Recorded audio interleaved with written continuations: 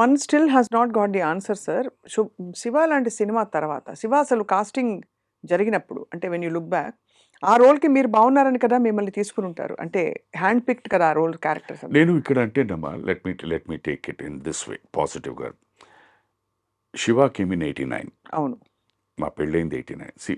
90 నుంచి మెల్లిగా ఇండస్ట్రీ తరలి ఇక్కడ రావడం జరిగింది. అవును. ఆ దీంట్లో ఏంటంటే అప్పుడున్న పెద్దలు they put certain conditions or norms saying that ఇక్కడున్న వాళ్ళని యూ ప్రిఫర్ దెమ్ అని.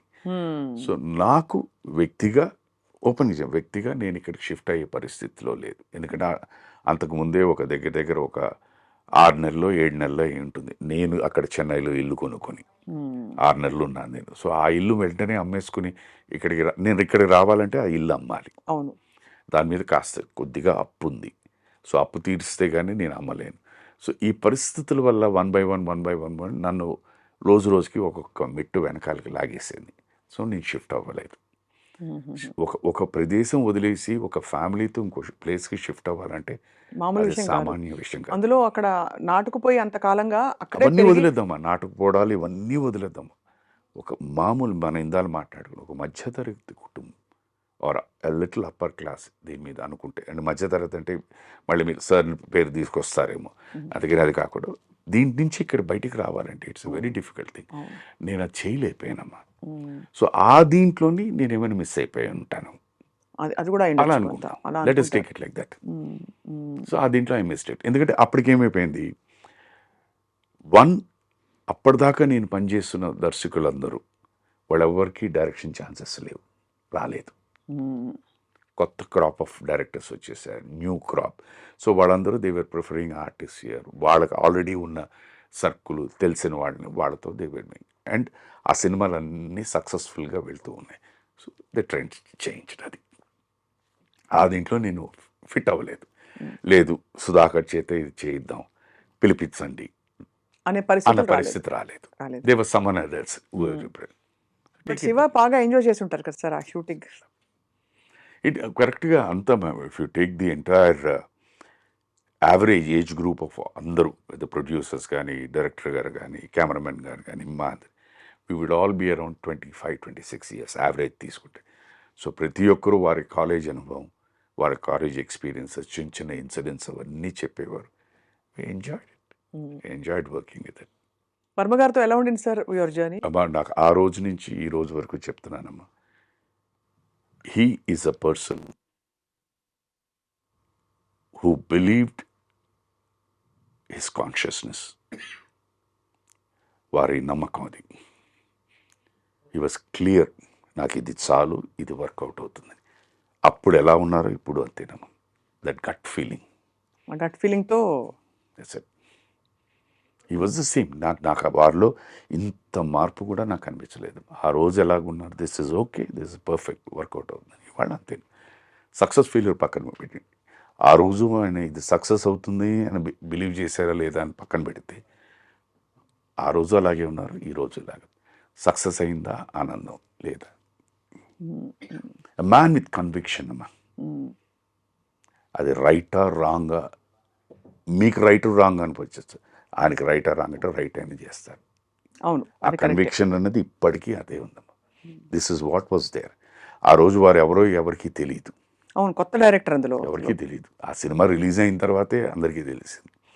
ఆ రోజు ఏ కన్విక్షన్ అయితే ఉందో ఈ రోజుకి ఈ క్షణాన్ని కూడా అదే కన్విక్షన్, నో చేంజ్. ఎంతమంది మంచి లెజెండ్స్తో మీరు వర్క్ చేసే అవకాశం వచ్చింది సార్. విశ్వనాథ్ గారు, జంధ్యాల గారు, బాబు గారు, క్రాంతి కుమార్ గారు, రామ్ గోపాల్ వర్మ గారు, ముత్యాల సుబ్బయ్య గారు, రేలంగ్ నరసింహారావు గారు, you name it, it goes. అది ఒక్కొక్కళ్ళు ఒక్కొక్క తీరు కదా సార్.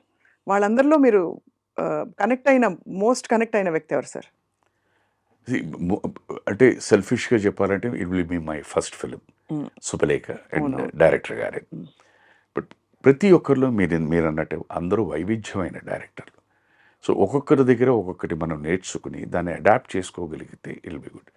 డైరెక్టర్ గారు, గురువు గారు, విశ్వనాథ్ గారు ఉన్నారంటే, ఆయన మీరు ఏ సినిమా తీసినా, ఏ సినిమాలో కానీ ఏ పాత్ర అయినా కూడా ఊరికే నిలబడి డైలాగ్ చెప్పరు, ఏదో పని చేస్తూ చెప్తుంటారు.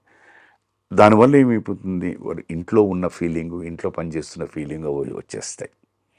అది అక్కడ డైరెక్టర్ జంజాల గారు ఉన్నారంటే ఆయనది ఏంటంటే పని ఇది లేకపోయినా ఆ టైమింగ్ అనేది కరెక్ట్గా ఉండాలి. అది మామూలు డైలాగ్ అయినా ఆ టైమింగ్కి చెప్తే బ్రహ్మాండంగా పండుతుంది. అది అక్కడ నేర్చుకున్నాను. ఇంకా బాపు గారి గురించి అడగక్కర్లేదు. ఫ్రేమింగ్ నాకు తెలిసి నేను ఇప్పటిదాకా చాలా అందంగా కనిపించిన సినిమా ఏదైనా ఉంది అంటే అది మంత్రి గారి వెంకడే. Because his framing so beautiful. Kranthi Kumar గారు ఆయనంటే he was already a very far ahead thinking director ఆ రోజుల్లోనే. సో కొత్త థాట్స్. అందుకనే మీరు ఆయన దగ్గర నుంచి మన లైక్ సుహాసిని గారు మేము చేసిన సినిమా వచ్చింది సూపర్, తల్లికి తండ్రికి పెళ్లి చేసే సినిమా, that was thing. Then comes Vamsi గారు, pure pure pure Godavari nativity musical. ఆయనకి ఏ షార్ట్ తీసినా డైలాగ్ చెప్పినా మ్యూజికల్ ఆ మ్యూజికల్గా ఉండాలి.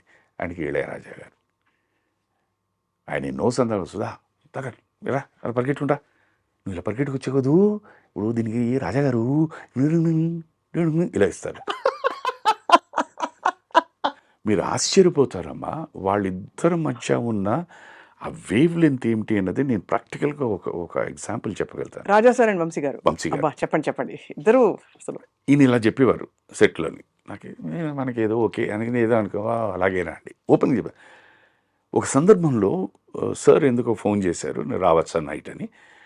రండి సార్ అన్నాను. ఆయనతో పాటు ఇంకో ఎవరో మ్యూజిషియన్ వస్తారండి. సార్ నో ప్రాబ్లం ప్లీజ్ కమ్మండి, నేనేమైనా తీసుకురావాలా వచ్చారు. కూర్చొని మాట్లాడతాం ఆ మాట ఈ మాట మాట్లాడతాం. ఎందుకో తెలిసి తెలియకుండా అటు ఇటు ఇటు ఇటు వంశీ గారు రాజా గారు టాపిక్ వచ్చింది. వెంటనే ఆ మ్యూజిషియన్ అన్నారు, వంశీ గారి పేరు చెప్తుంటే, సార్ ఇవాళ మేము ఏదో చిన్నది అయినా కంపోజింగ్ దీంట్లో ఏదో ఇచ్చేసారండి, చేసిన తర్వాత అది మార్చని చెప్పి అది నోట్ చేసి పెట్టుకోండి, వంశీ ఏదో సినిమా తీస్తున్నాడు, ఎక్కడో ఒకడు బీజిఎంకి దేనికో పనికొస్తుంది అన్నారండి. నేను అలా ఉండి బ్లాంక్ అయిపోయాను. సడన్గా సార్ ఏమైపోయాను, లేదు సార్ ఇప్పుడు సార్ ఈ మాట అంటున్నారు, రాజా గారు ఇలా కంపోజ్ చేసి ఇది ఉంచండి, ఇది ఇప్పుడు వాడద్దు, వంశీ గారు ఏదో డైరెక్ట్ చేస్తే దానికి ఎక్కడైనా బీజిఎంలోనో లేకపోతే ఏదో షార్ట్లో వాడదామని. ఆయన నాకు ఒక సందర్భంలో సుధాకర్ నువ్వు ఇలా పరిగెట్టుకుంటురా అని చెప్పి పరిగెట్టుకిచ్చి దీనికి ఈ మ్యూజిక్ ఇస్తారన్న. వాట్ ఏ కోఇన్సిడెన్స్ అండి. దట్ ఈస్ వై వాళ్ళిద్దరి మధ్య వచ్చిన మ్యూజిక్, వాళ్ళ సినిమాల్లో వచ్చిన మ్యూజిక్ సో బ్యూటిఫుల్. ఈయనేమిటి, ఈయన టేస్ట్ ఏమిటి అనేది రాజాగారికి తెలుసు.